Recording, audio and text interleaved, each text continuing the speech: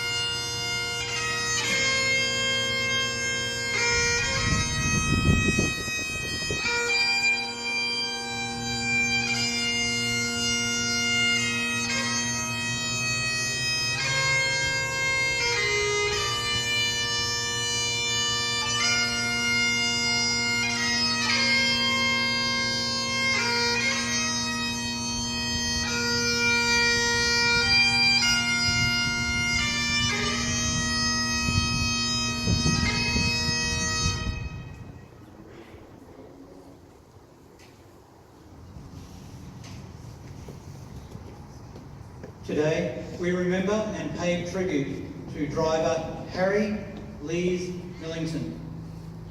Henry Millington, known as Harry, was born in 1983 to William and Alice Millington of Bendigo, Victoria. Little is known of his early life, although it is likely he grew up in or around the town of Axdale. He went on to work as a grocer's assistant for a Mr. David Crosby at Beach Forest. Harry was chief ruler of the local Rechabites tent and was reportedly very popular in the Axdale district. He was also gaining prominence as a local footballer the year before the war began. Harry Millington enlisted in the Australian Imperial Force shortly after the outbreak of war in August 1914. He was posted to the 4th Light Horse Regiment and after a period of training in Australia, left for active service overseas in mid-October of the same year. The 4th Light Horse was sent first to Egypt to continue their training. In early 1915, Harry's brother Frank enlisted in the AIF, going on to serve with the 7th Infantry Battalion.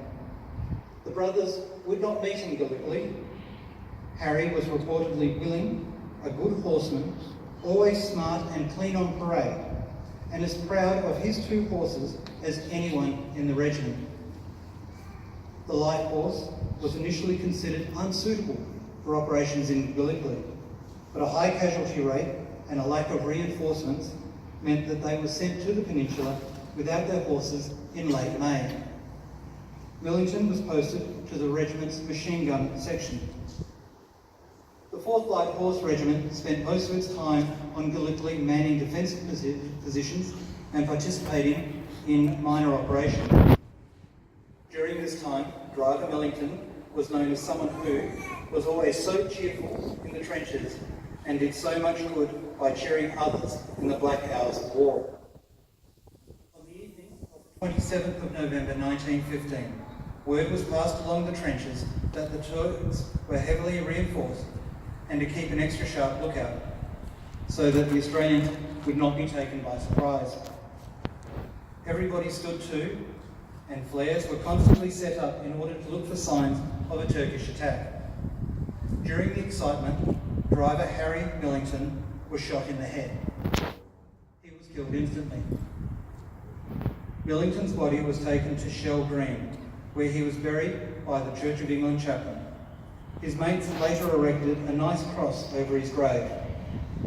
Harry Millington was deeply mourned by his mates. Lieutenant Chanter wrote, "Harry was an old comrade of mine and one we all admired for his sterling qualities. He was a gentleman and a grand soldier, one who never shirked his duty no matter what happened. Everyone who knew Harry liked and respected him." Another lieutenant who trained Millington in Egypt wrote to his parents, "If I was to write all night, my appreciation of Harry would not be sufficiently good. And he lived well, a good, clean life, and you may be justly proud of one of the best boys in the machine gun section." After the regiment returned to Egypt, Harry's brother Frank came to their camp to meet his brother. After hearing the news that Harry had been killed, Frank was dreadfully cut up. He wrote to his parents to say, "It came as a great shock to me. I am very proud to say he died doing his duty." Driver Harry Millington is still buried on the Gallipoli Peninsula. His gravestone bears the words, "The Lord gave, and the Lord hath taken away." He was 22 years old. His name is listed on the Roll of Honour on my right, among more than 60,000 Australians who died while serving in the First World War. An image of his headstone is displayed today beside the pool of reflection. This is but one of many stories of service and sacrifice told here at the Australian War Memorial. We now remember driver Harry Les Millington, who gave his life for us, our freedoms, and in the hope of a better world.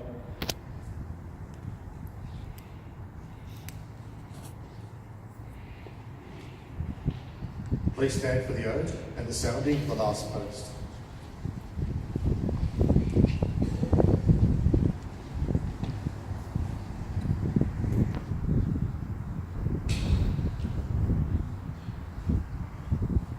They shall grow not old, as we who are left grow old.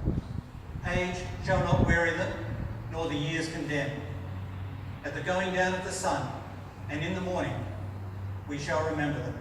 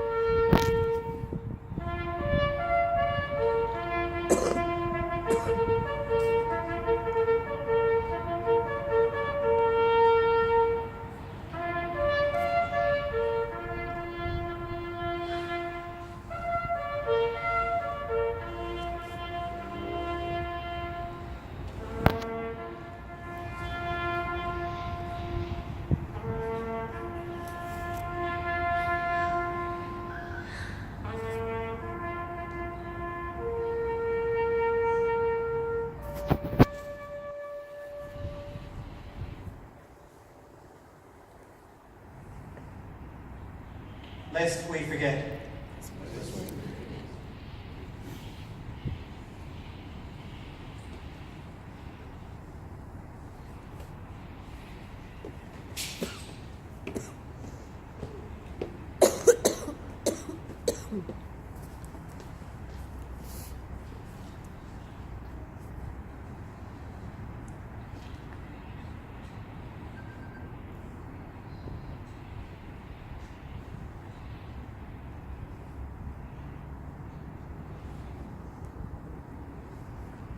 We leave you this evening with the words of the memorial's founder, Charles Bean. Many men lying out there at Pozieres or in the low scrub at Gallipoli, with his poor, tired senses barely working through the fever of his brain, has thought in his last moments, well, it's over. But in Australia, they will be proud of this.